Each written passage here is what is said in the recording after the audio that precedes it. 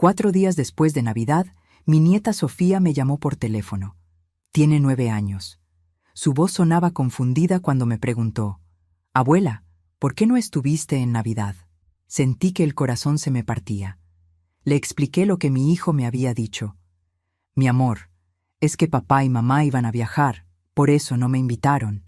Hubo un silencio al otro lado de la línea. Luego mi nieta dijo algo que me dejó sin aire en los pulmones. «Pero abuela, no viajamos. Estuvimos en casa todo el tiempo. Hubo cena, regalos, hasta vino el tío Roberto con mis primos». El mundo se detuvo. Mi hijo me había mentido. Me había dicho que iban a viajar para que yo no preguntara por qué no me invitaban. Colgué el teléfono temblando de rabia. Marqué el número de mi hijo. Lo que le dije en esa llamada le heló la sangre. «Qué alegría tenerte aquí conmigo. Si estás viendo este video, te pido con mucho cariño que te suscribas al canal.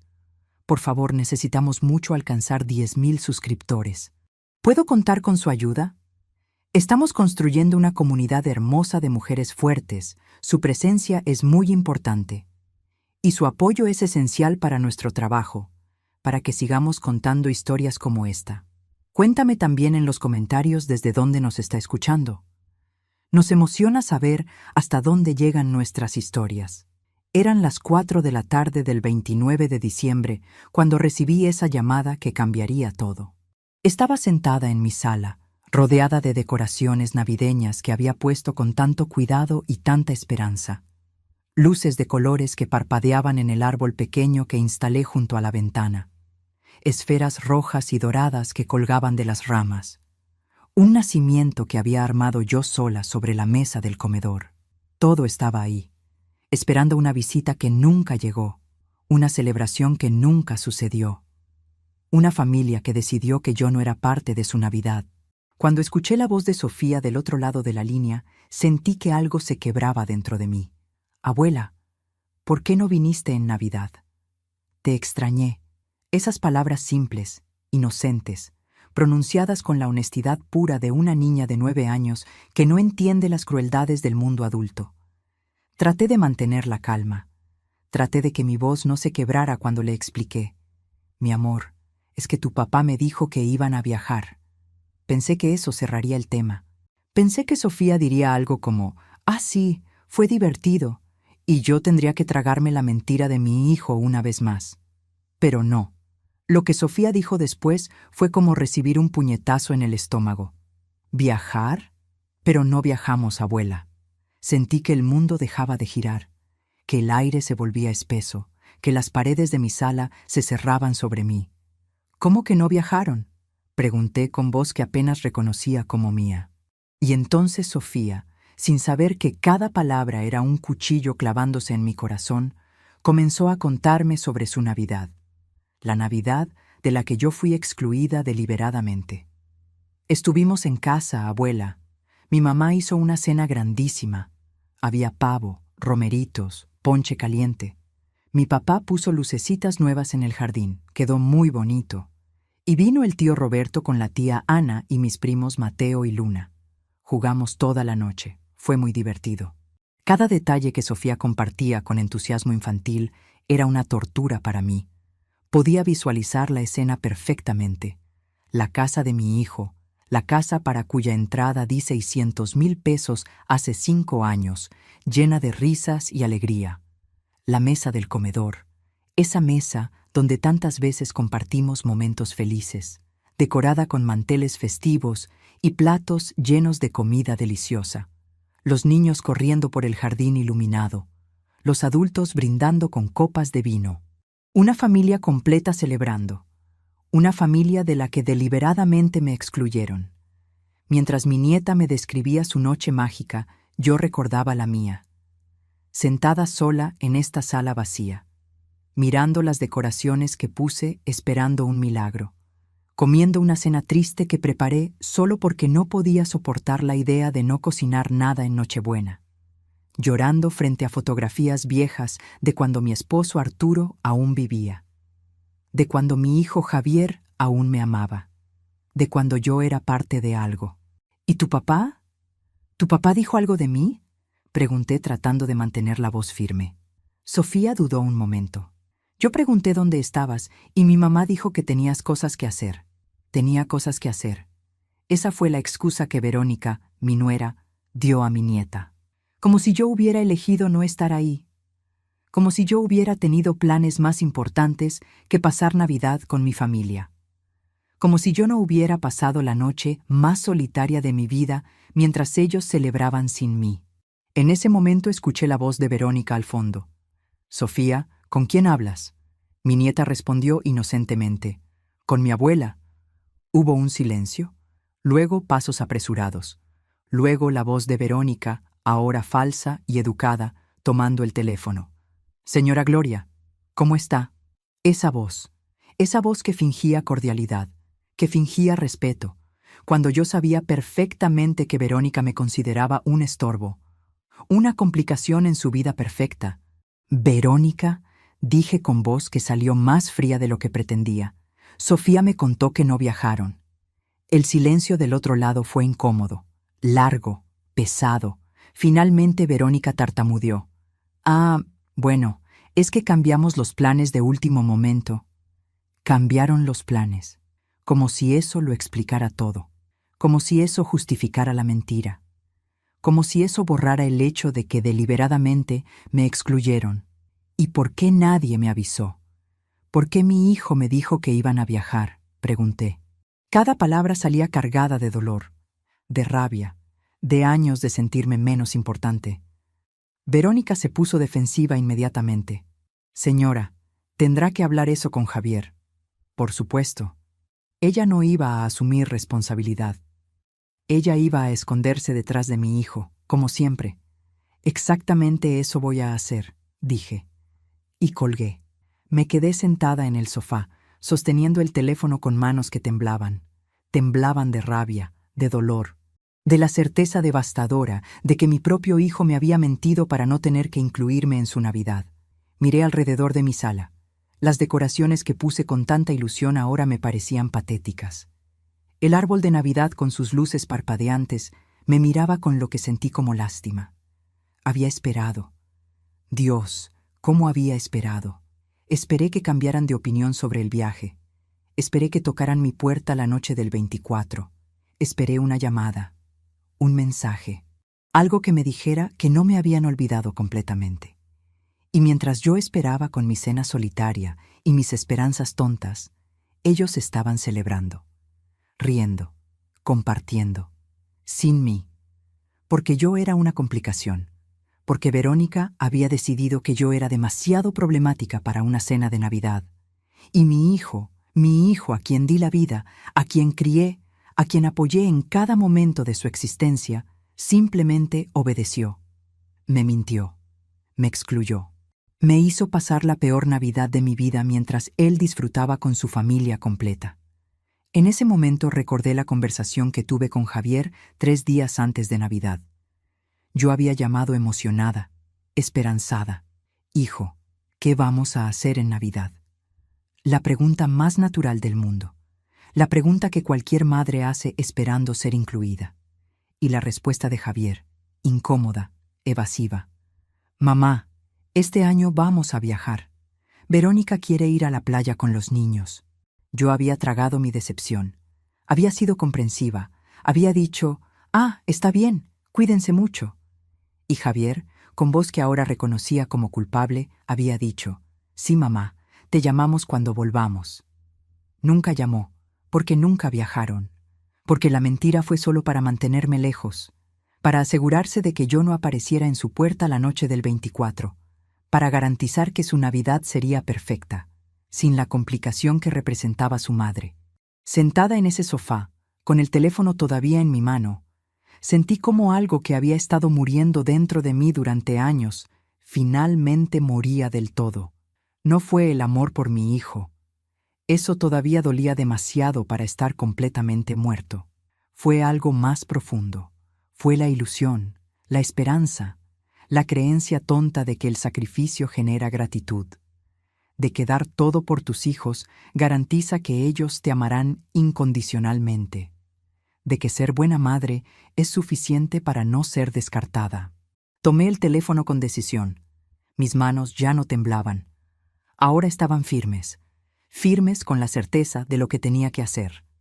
Marqué el número de Javier. Cada tono de llamada era como un latido de mi corazón, un latido que bombeaba no sangre, sino furia, justicia, determinación. Él contestó al tercer tono. «¿Mamá? ¿Qué pasó?»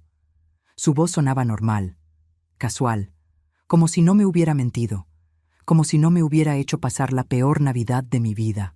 «Sofía me llamó», dije. Mi voz era hielo puro. Javier dudó.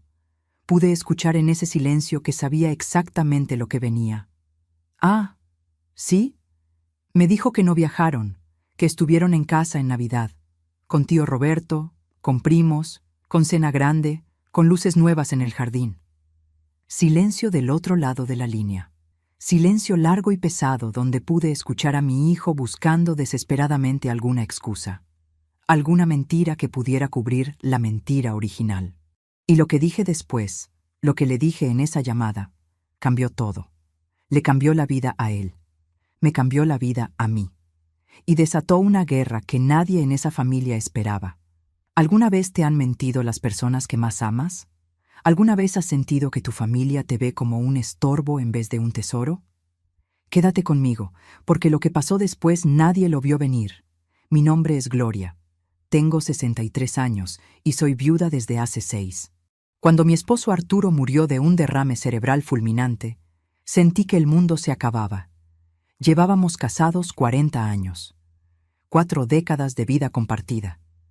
De alegrías y tristezas enfrentadas juntos. De un amor que pensé que duraría para siempre, pero que la muerte decidió cortar demasiado pronto. Arturo me dejó sola, sí, pero también me dejó segura económicamente. Nuestra casa, ubicada en una zona que con los años se valorizó enormemente, hoy vale 4.500.000 pesos. Además, teníamos ahorros de 1.800.000 pesos que habíamos acumulado durante décadas de trabajo honesto y sacrificio. En total, 6.300.000 pesos en patrimonio. Dinero que Arturo y yo ganamos centavo a centavo, que ahorramos privándonos de lujos, que guardamos pensando en nuestro futuro y en dejarle algo a nuestro hijo. Javier es mi único hijo. Tiene 40 años ahora. Está casado con Verónica desde hace 12 años. Tienen 3 hijos, Sofía de 9 años, Lucas de 7 y Emilia de 5. Durante los primeros años después de la muerte de Arturo, la relación con la familia de Javier era hermosa. Yo me había convertido en la abuela presente, la abuela que cuida. Iba a su casa 3, 4 veces por semana. Recogía a los niños de la escuela, les hacía de comer, los ayudaba con las tareas, les contaba historias, los llenaba de amor. También ayudaba a Javier y Verónica económicamente cuando lo necesitaban. Un poco aquí para la luz, un poco allá para el súper. Nunca pedían directamente, pero yo veía las necesidades y simplemente daba, porque eso hacen las madres. Hace 2 años Javier vino a mi casa nervioso. «Mamá, necesito pedirte algo grande». Me explicó que había encontrado una oportunidad de negocio, una inversión que podría cambiar su vida. Necesitaba 400.000 pesos. Yo no lo pensé 2 veces. Transferí el dinero al día siguiente. «Te lo pago pronto, mamá», prometió Javier. El negocio nunca prosperó. Los 400.000 pesos nunca regresaron. Hace 1 año comencé a notar cambios en Verónica.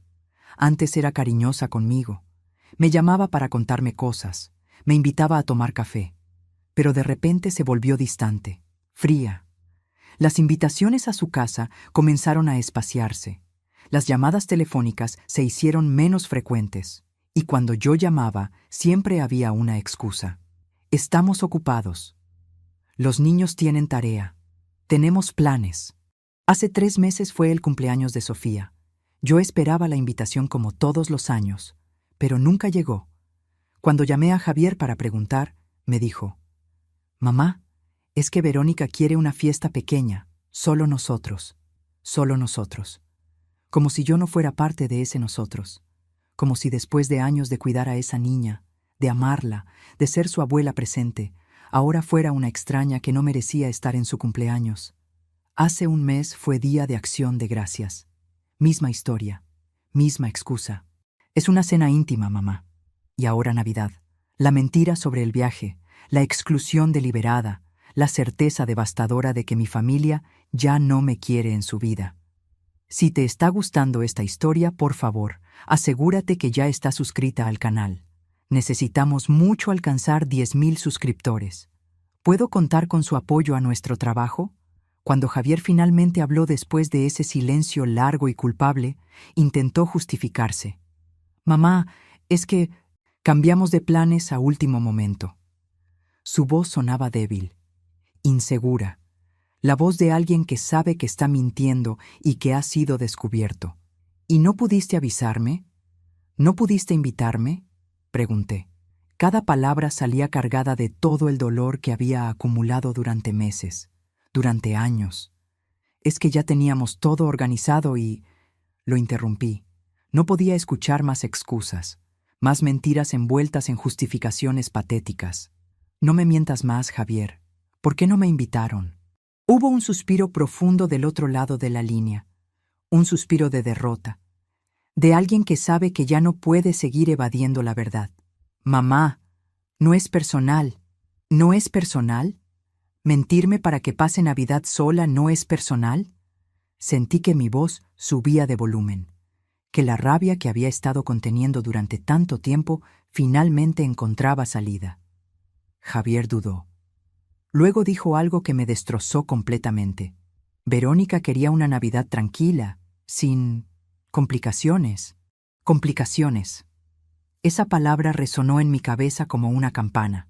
Yo era una complicación. La madre que dio la vida a ese hombre. La abuela que cuidó de sus hijos. La mujer que prestó 400,000 pesos sin pestañear. Yo era una complicación. ¿Complicaciones? ¿Yo soy una complicación? Apenas podía pronunciar las palabras. Javier no respondió. Su silencio era respuesta suficiente. Javier, te hice una pregunta. Finalmente habló. Y lo que dijo fue peor que cualquier insulto directo. Verónica dice que tú, que siempre opinas sobre cómo educamos a los niños, que te metes en cosas. Me meto. Cuidar de sus hijos cuando ellos trabajaban era meterme. Preparar comida para toda la familia era meterme. Preocuparme porque los niños no hicieran la tarea era meterme. Amar a mis nietos y querer lo mejor para ellos era meterme. ¿Me meto? ¿Cuidar de tus hijos toda semana durante años es meterme?, pregunté. Javier tartamudeó algo incoherente. Entonces decidí ir directo al punto del dinero. Porque si iba a ser reducida a una complicación, entonces tal vez era hora de hablar de complicaciones reales. ¿Prestarte 400,000 pesos que nunca devolviste es meterme? Silencio absoluto del otro lado. Javier no tenía respuesta para eso, porque la verdad es clara y dolorosa. Cuando necesitaba mi dinero, yo no era una complicación. Cuando necesitaba niñera gratuita, yo no era una complicación. Solo me volví complicación cuando Verónica decidió que ya no me quería en su vida, y mi hijo, débil, manipulable, simplemente obedeció. Continué hablando. Las palabras salían ahora como río desbordado. Toda mi vida te di todo. Cada centavo que tu padre y yo ganamos, lo invertimos en ti. Tu educación, tu ropa, tu universidad. Esta casa donde vives, para cuya entrada di 600,000 pesos. Y ahora tu esposa decide que soy una complicación y tú simplemente obedeces.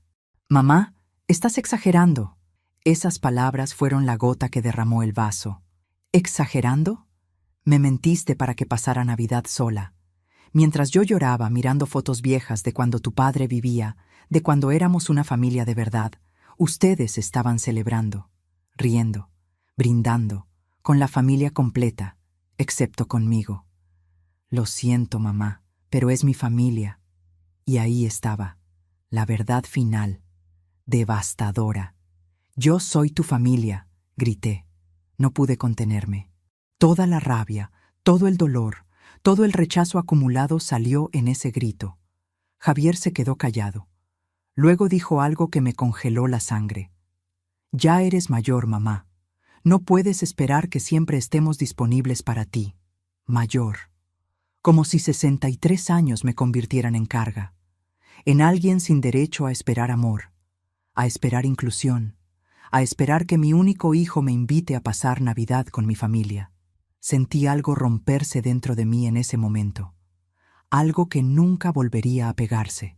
Era la ilusión de que mi hijo me amaba como yo lo amaba a él, la ilusión de que el sacrificio maternal generaba gratitud filial, la ilusión de que yo importaba. Tienes razón, Javier. No puedo esperar nada de ti, dije. Mi voz ahora era calmada, fría, peligrosamente tranquila. Mamá, no te pongas así, empezó Javier. Pero yo ya había tomado una decisión que cambiaría todo. Esta conversación no terminó. Voy para tu casa. Ahora. Mamá, no es buen momento. No me importa. Estaré ahí en 30 minutos. Colgué antes de que pudiera responder. Me quedé sentada un momento más, respirando profundo, calmando el temblor de mis manos. Luego me levanté, fui a mi habitación, abrí el cajón de mi escritorio, saqué una carpeta gruesa, una carpeta que contenía documentos, comprobantes, transferencias bancarias, recibos, pruebas de todo lo que había dado a esa familia durante años. Nunca pensé que necesitaría estas pruebas. Nunca imaginé que llegaría el día en que tendría que recordarle a mi hijo todo lo que hice por él. Pero ese día había llegado. Tomé mi bolso, guardé la carpeta, tomé las llaves de mi auto y salí de mi casa con una determinación que no había sentido en años. Iba a enfrentar a mi hijo, iba a poner las cartas sobre la mesa, y lo que estaba por pasar en esa casa cambiaría nuestras vidas para siempre. El trayecto hasta la casa de Javier duró exactamente 28 minutos. Cada minuto fue una eternidad. Conducía con las manos apretadas al volante, la mente corriendo, pensando en todo lo que iba a decir, en todo lo que necesitaba que él supiera, que entendiera. Llegué a su casa, esa casa grande en fraccionamiento bonito, casa que no podrían haber comprado sin mi ayuda. Estacioné en la entrada, respiré hondo y caminé hacia la puerta.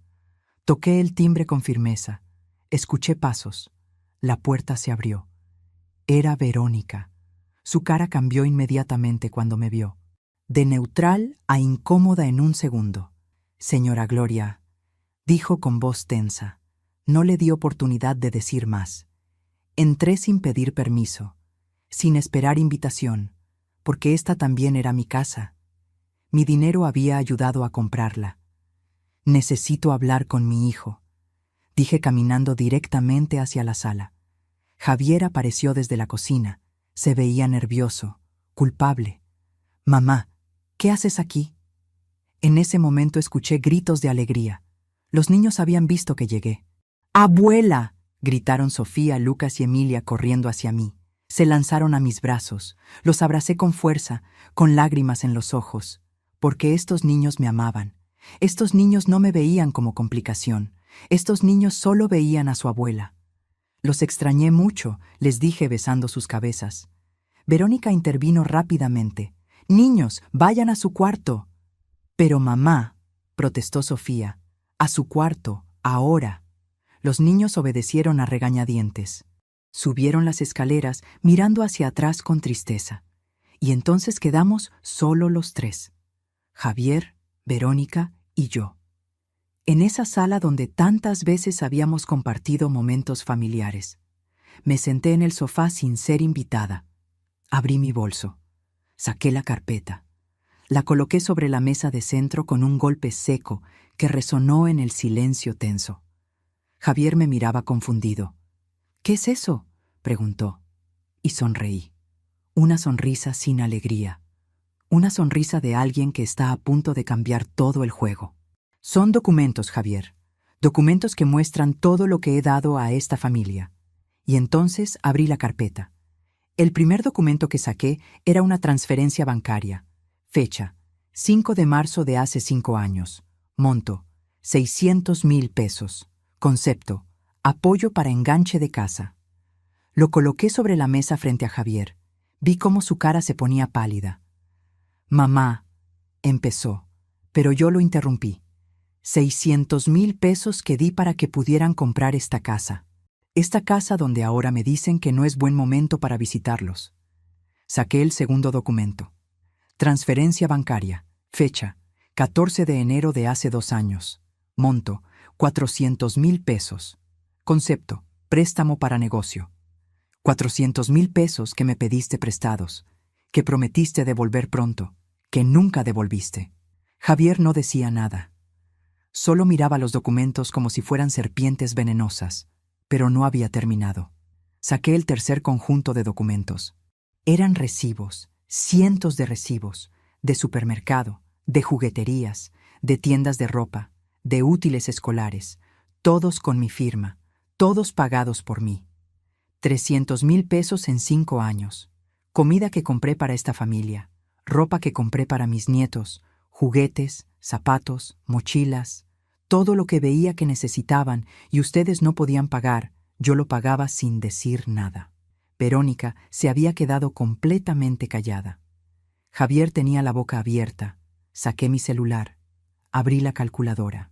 Sumé los números en voz alta para que quedara perfectamente claro. 600,000 más 400,000 más 300,000. Presioné el botón de suma. 1,300,000 pesos. Dejé que ese número flotara en el aire, que se asentara, que ellos entendieran la magnitud. 1,300,000 pesos que les di a lo largo de los años, sin pedir nada a cambio, sin reclamar, sin recordarles constantemente su deuda, solo dando, porque eso hacen las madres, porque los amo, porque son mi familia. Miré directamente a Verónica, y en pago por esto, me mintieron para que pasara Navidad sola. Verónica finalmente habló. Su voz salió defensiva, casi ofendida. Nadie pidió eso. Esas palabras fueron como combustible al fuego. ¿No? ¿No pidieron cuando vinieron a mi casa desesperados porque necesitaban el enganche? ¿No pidieron cuando el negocio de Javier fracasó y necesitaban 400,000 pesos urgentemente? Verónica se quedó muda. Porque no había argumento contra la verdad, continué.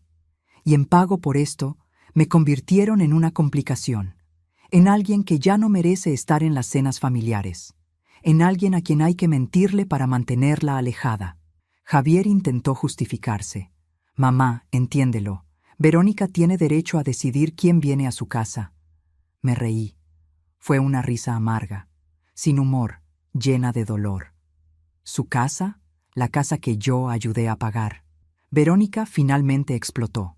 Había estado conteniendo su verdadero sentimiento y ahora salía como volcán. Ya estamos hartos, siempre recordándonos lo que nos dio, como si nos cobrara favores. Me quedé mirándola en silencio, procesando lo que acababa de decir. Hartos. Estaban hartos de mí, hartos de la mujer que sacrificó su dinero, su tiempo, su energía, por esta familia. Y mi hijo, a quien di la vida, no dijo nada en mi defensa. No le dijo a su esposa que se callara. No me defendió.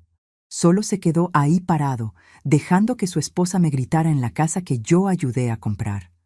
Entonces así es como me ven, dije con voz que temblaba, como alguien que les cobra favores. Nadie respondió. El silencio era ensordecedor. Me levanté del sofá, tomé mi bolso, pero antes de irme, dije algo que los dejó congelados. Está bien, tienen razón en una cosa. Javier me miró confundido. ¿En qué? Ya no voy a recordarles lo que les di. Vi un destello de alivio en la cara de Verónica. Pensó que me había rendido, que me iba a ir callada y sumisa como siempre. Pero entonces terminé la frase, porque lo voy a recuperar. El silencio que siguió fue absoluto. Podía escuchar el tic-tac del reloj en la pared, el sonido de mi propia respiración, el latido acelerado de mi corazón. Metí la mano en mi bolso. Saqué otro documento. Este era diferente. Tenía membrete legal, sellos oficiales. Era una notificación elaborada por mi abogado, un abogado que había consultado 2 días antes. Después de pasar Navidad sola, después de llorar durante horas, después de decidir que ya era suficiente. Esto es una demanda legal. Exijo la devolución de 1.300.000 pesos. Las palabras cayeron como bombas. Javier palideció completamente. ¿Qué? ¿No puedes hacer eso? Sí puedo. Tengo todos los comprobantes, transferencias bancarias, recibos, todo documentado. Verónica gritó. Eso fue un regalo. No puedes pedir de vuelta un regalo. La miré directamente a los ojos. No fueron regalos, fueron préstamos, y nunca firmamos ningún documento que dijera que eran donaciones. Mi abogado había sido muy claro en esto. En México, sin un documento formal que especifique que una transferencia de dinero es una donación, legalmente puede ser considerada un préstamo, y todos los préstamos deben ser devueltos. Javier intentó razonar. Su voz sonaba desesperada ahora. Mamá, esto es ridículo. Ningún juez. Mi abogado dice que tengo 90% de probabilidad de ganar. Vi cómo el color se iba completamente de la cara de Verónica. No tenemos ese dinero, susurró. Lo sé, por eso el juez probablemente ordenará embargo de bienes. Javier me miró con horror. ¿Embargo? ¿De qué? Miré alrededor de la sala. Esta sala con sus muebles bonitos, su televisión grande, sus adornos caros, y luego miré directamente a Javier. De esta casa, por ejemplo. El silencio que siguió fue devastador. Podía ver en sus caras que finalmente entendían, que finalmente comprendían que no estaba jugando, que no estaba amenazando vacíamente, que iba completamente en serio. No puedes hacer esto, dijo Javier. Su voz era apenas un susurro. Ustedes decidieron que yo era una complicación, que no merecía pasar Navidad con mi familia, que merecía ser mentida y excluida, pues ahora van a entender lo que es realmente una complicación. Verónica comenzó a llorar.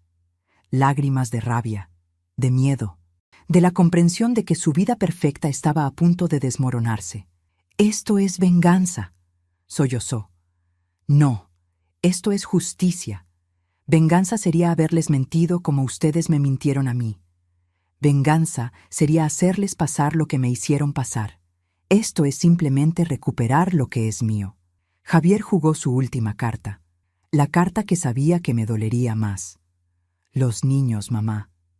Piensa en los niños. Esas palabras me atravesaron como cuchillo, porque sí pensaba en los niños. Pensaba en ellos constantemente, en cómo esto los afectaría, en cómo sufrirían, pero también pensaba en algo más. Pensé en los niños cada vez que los cuidé, cada vez que les compré ropa, cada vez que pagué su escuela cuando ustedes no podían. Pensé en ellos todo el tiempo. ¿Ustedes pensaron en mí cuando decidieron mentirme? No hubo respuesta, porque no había respuesta posible.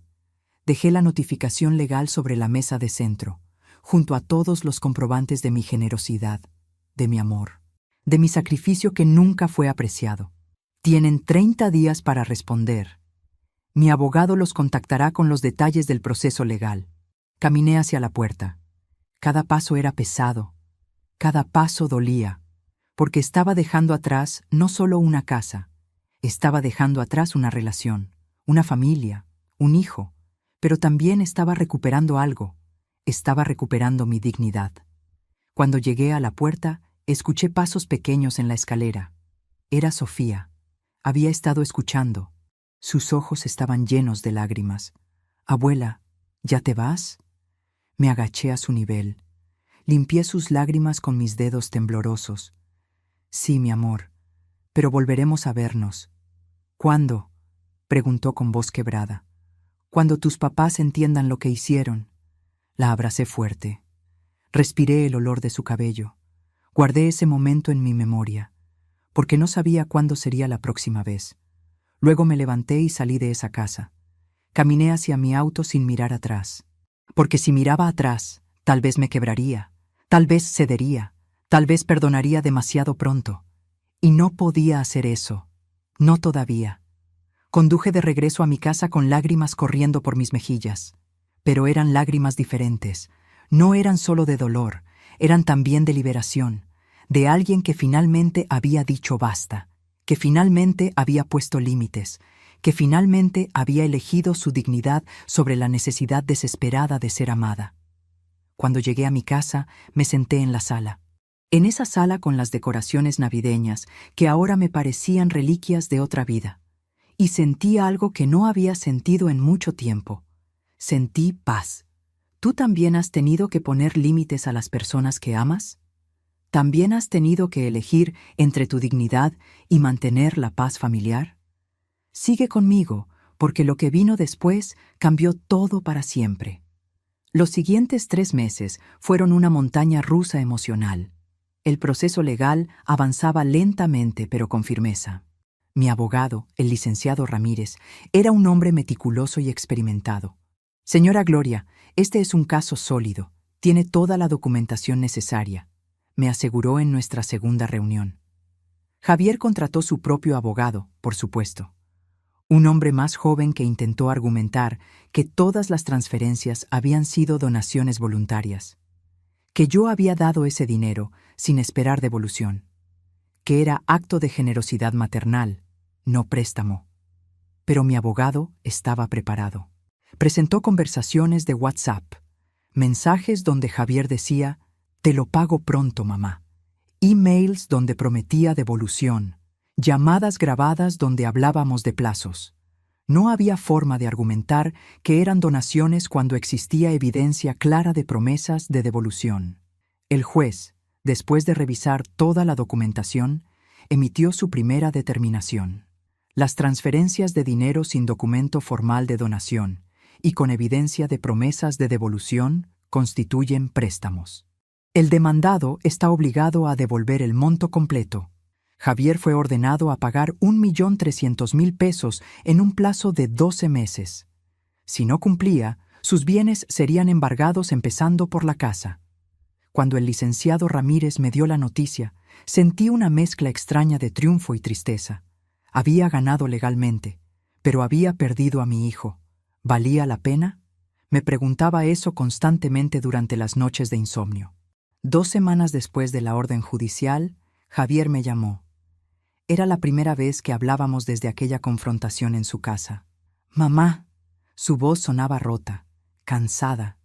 «Necesitamos hablar». «Habla», dije con voz neutra. «Por favor, retira la demanda. No tenemos ese dinero. No podemos pagarlo». Debieron pensar en eso antes. «Mamá, vamos a perder la casa.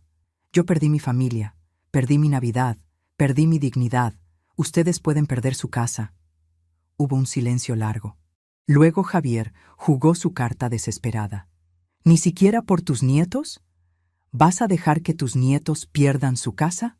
Esas palabras me dolieron profundamente, porque amaba a esos niños, porque la idea de que sufrieran me destrozaba. Pero también entendía algo que Javier no entendía.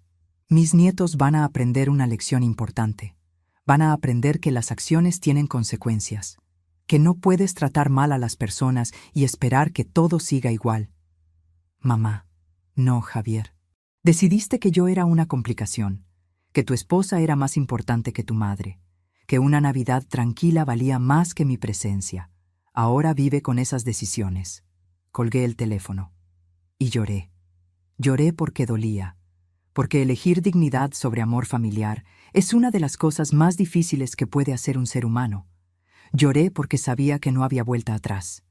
Los siguientes meses, Javier y Verónica intentaron desesperadamente conseguir el dinero. Vendieron sus 2 autos y compraron uno solo más barato. Vendieron muebles, joyas, todo lo que podían, pero no era suficiente. Ni siquiera se acercaba a 1.300.000 pesos. Javier me llamaba semanalmente, suplicando. «Mamá, ya vendimos todo, por favor». Pero yo me mantenía firme. «Tienen 11 meses más. No vamos a conseguirlo en 11 meses. Entonces tal vez deberían haber pensado mejor antes de excluirme de su Navidad». 6 meses después de la orden judicial, ocurrió lo inevitable. Javier no pudo cumplir con los pagos parciales que el juez había establecido. El banco, viendo el riesgo de embargo, comenzó a presionar. La casa fue puesta en venta forzada. Valía aproximadamente 3.500.000 pesos en el mercado. Pero Javier aún si te gustó esta historia de hipoteca, haz clic en este próximo video que está apareciendo en la pantalla, porque la próxima traición supera todo lo que has visto hasta ahora. Y no te olvides suscribirte en el canal, para que no te pierdas ni una sola historia. Después de pagar la hipoteca de 2 millones y pagarme a mí el 1.300.000, no sobró nada. Cero. La familia de Javier tuvo que mudarse a un apartamento alquilado. Pequeño, en zona menos bonita. Los niños tuvieron que cambiar de escuela. Cuando recibí la transferencia del 1.300.000 pesos a mi cuenta, me senté frente a mi computadora mirando los números. Había recuperado mi dinero, pero el costo había sido altísimo. Verónica me mandó un mensaje lleno de rabia. Espero que esté feliz. Destruyó a su propia familia. No respondí, porque no estaba feliz. Estaba en paz, que es diferente.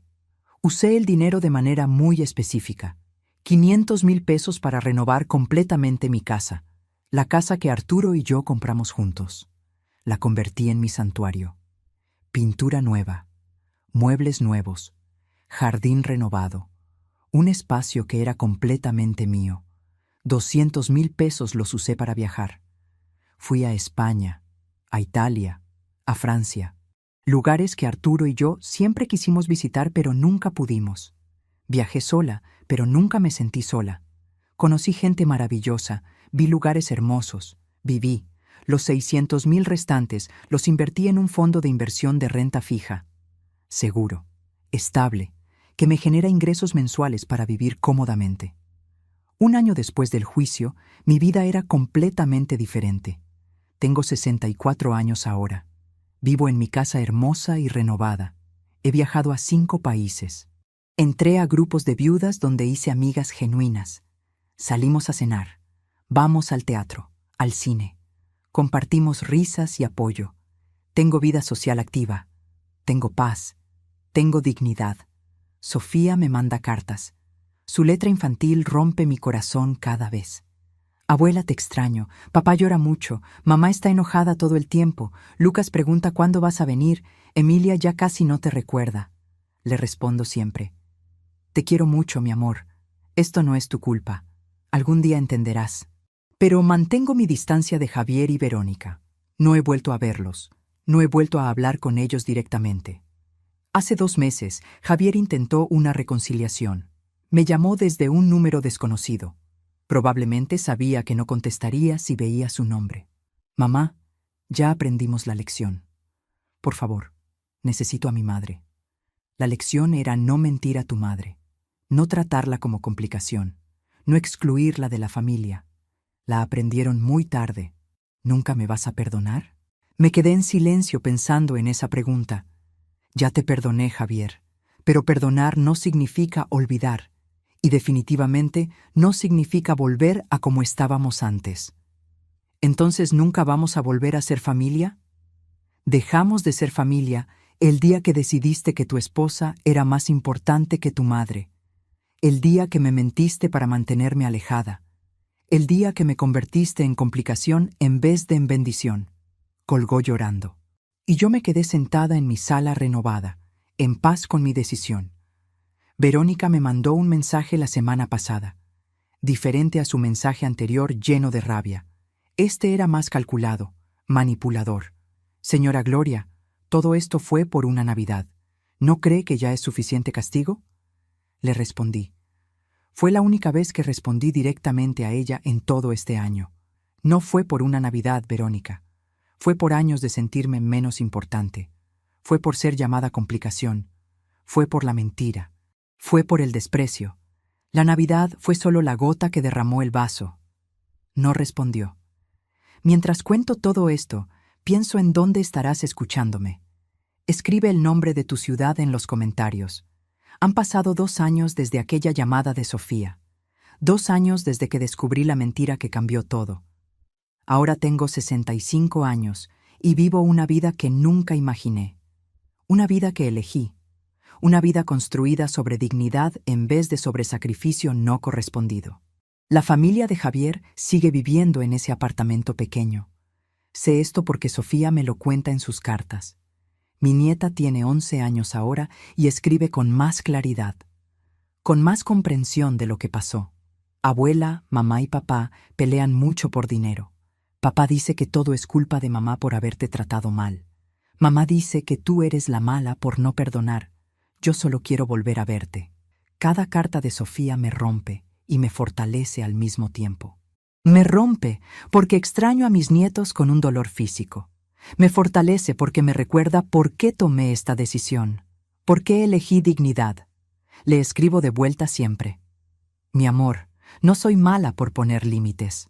Algún día, cuando seas mayor, entenderás que amar a alguien no significa dejar que te lastimen, que el perdón no significa volver a exponer tu corazón a las mismas personas que lo rompieron. Te amo más de lo que las palabras pueden expresar.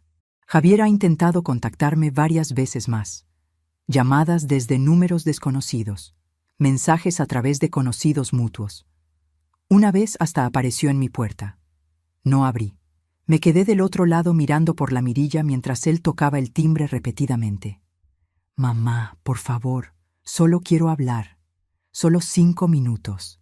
No abrí, porque sabía que 5 minutos se convertirían en súplicas, en lágrimas, en promesas de que todo sería diferente. Y yo caería, porque soy madre, porque una parte de mí siempre querrá creer que mi hijo puede cambiar. Pero la parte más fuerte de mí, la parte que he cultivado durante estos 2 años, sabe la verdad. Sabe que Javier no cambió porque entendió. Cambió porque perdió. Y hay una diferencia enorme entre arrepentimiento genuino y arrepentimiento por consecuencias. Mi vida ahora es rica de maneras que nunca esperé. Conocí a un grupo de mujeres en mi viaje a España. Todas viudas. Todas entre 60 y 70 años. Todas con historias de familia que las decepcionaron. Nos hicimos amigas. Nos escribimos constantemente. Planeamos vernos de nuevo el próximo año en Portugal.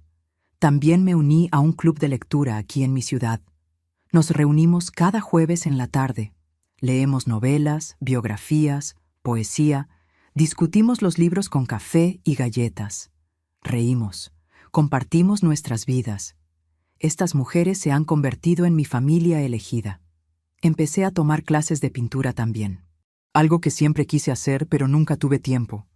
Resulta que tengo talento para los paisajes. Mi instructor dice que tengo ojo para el color, para la composición. He vendido 3 pinturas pequeñas en una exposición local, no por el dinero, por la validación de que a los 65 años todavía puedo crear, todavía puedo aprender, todavía puedo ser más que solo madre y abuela. Mi casa es mi santuario ahora. Cada rincón refleja mis gustos, mis elecciones. No hay nada aquí que me recuerde el dolor. Las fotos viejas de Javier de niño las guardé en una caja en el ático. No las tiré porque todavía duelen demasiado, pero tampoco las tengo a la vista porque necesito vivir en el presente, no en el pasado doloroso. Tengo fotos nuevas ahora, de mis viajes, de mis amigas, de mis pinturas, de mi jardín florecido, de atardeceres hermosos, de una vida vivida plenamente. El dinero que recuperé me dio seguridad. Los 600,000 pesos invertidos me generan ingresos pasivos que complementan mi pensión. Vivo cómodamente. No lujosamente, pero cómodamente. Y esa comodidad fue comprada con mi dignidad defendida, con mi negativa a seguir siendo tratada como menos que. Hace un mes recibí una carta diferente. No de Sofía, de Javier. Escrita a mano en papel que parecía haber sido mojado con lágrimas. Mamá, no sé si leerás esto, no sé si te importa, pero necesito decirlo. Tenías razón. En todo. Dejé que Verónica te tratara como complicación. Dejé que tus sentimientos fueran menos importantes que mantener paz en mi matrimonio. Te mentí. Te excluí. Te rompí el corazón. Y ahora vivo con las consecuencias. Mi matrimonio está destruido. Verónica me culpa por todo. Los niños preguntan por ti constantemente. Perdimos nuestra casa, nuestra estabilidad, todo. Y lo peor es que perdí a mi madre. No por tu culpa, por la mía. No te pido perdón porque no lo merezco. No te pido que vuelvas porque sé que no lo harás. Solo necesitaba que supieras que finalmente entiendo. Entiendo que el amor maternal no es infinito, que tiene límites, que cuando lo pisoteas suficientes veces, se rompe. Y yo lo rompí. Espero que seas feliz, mamá. Espero que tu vida sin mí sea mejor que tu vida conmigo, porque te mereces felicidad. Siempre la mereciste, y yo fui demasiado ciego para dártela. Tu hijo que te perdió, Javier. Leí esa carta 3 veces. Lloré. Lloré por lo que pudo ser, por la relación que perdimos, por los años que no recuperaremos. Pero no respondí, porque algunas heridas son demasiado profundas. Algunos puentes están demasiado quemados. Y está bien dejar ir. Está bien elegir paz sobre reconciliación forzada. Guardé la carta en la misma caja del ático donde están las fotos viejas. Tal vez algún día podré leerla sin llorar. Tal vez algún día el perdón completo llegará. Pero ese día no es hoy. Hoy elijo mi vida nueva. Mi familia elegida. Mi dignidad recuperada. Ayer tuve cena con mis amigas del club de lectura. Reímos tanto que me dolió el estómago. Hablamos sobre nuestros libros, sobre nuestros planes de viaje, sobre nuestras vidas. Ninguna mencionó hijos que las decepcionaron. Ninguna habló de familia que las lastimó. Solo vivimos el momento. Solo disfrutamos la compañía. Solo fuimos mujeres de 60 y tantos años celebrando estar vivas. Celebrando haber sobrevivido. Celebrando haber elegido dignidad. Esta mañana regué mi jardín. Las rosas que planté están floreciendo hermosamente. Rojas, blancas, amarillas. El sol de la mañana las iluminaba creando un espectáculo de colores. Me senté en mi banca nueva con una taza de café y sentí gratitud. Gratitud por esta vida que construí sobre las ruinas de la anterior. Esta tarde pintaré. Estoy trabajando en un paisaje de la costa italiana que visité el año pasado. Los colores del mar Mediterráneo son difíciles de capturar, pero estoy mejorando. Mi instructor dice que este podría ser mi mejor trabajo hasta ahora. Este fin de semana tengo videollamada programada con mis amigas de España. Planeamos nuestro próximo encuentro. Lisboa en primavera. 3 semanas explorando Portugal juntas. Libres, felices, viviendo. A veces me pregunto si hice lo correcto. Si fui demasiado dura. Si debía haber perdonado más fácilmente. Pero entonces recuerdo aquella Navidad sola. Recuerdo las lágrimas, la humillación, la mentira. Y sé que hice lo único que podía hacer. Me elegí a mí misma. Elegí mi dignidad sobre la necesidad desesperada de ser amada por gente que no me valoraba. Y esa elección, aunque dolorosa, fue correcta. Cuando mi nieta Sofía me preguntó por qué no estuve en Navidad, sin saberlo, abrió una puerta. Una puerta a la verdad, a la confrontación, a la justicia. Su pregunta inocente, «Pero abuela, no viajamos», destruyó la mentira de mi hijo. Y esa destrucción, aunque devastadora, fue también liberadora. Hoy tengo 65 años.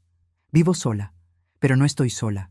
Tengo amigas, tengo hobbies, tengo viajes planeados, tengo una casa hermosa, tengo dignidad, tengo paz. Mi hijo perdió su casa. Sus hijos tuvieron que mudarse. Su matrimonio está destruido. Y sí, me duele, porque soy madre, porque esos son mis nietos.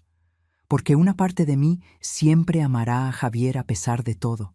Pero otra parte de mí, la parte más fuerte, sabe que esto era necesario, que las acciones tienen consecuencias, que no puedes tratar mal a las personas y esperar que todo siga igual. ¿Alguna vez has tenido que elegir entre el amor y el respeto propio? Cuéntame qué decidiste. A veces las decisiones más difíciles son las que más nos enseñan. Cuando mi nieta de 9 años me dijo inocentemente, «Pero abuela, no viajamos», algo que estaba muriendo dentro de mí durante años, finalmente murió del todo. No fue el amor por mi hijo. Ese todavía existe en algún lugar profundo y doloroso de mi corazón. Fue la ilusión de que el sacrificio genera gratitud, de que dar todo por tus hijos garantiza que te amarán incondicionalmente, de que ser buena madre es suficiente para no ser descartada.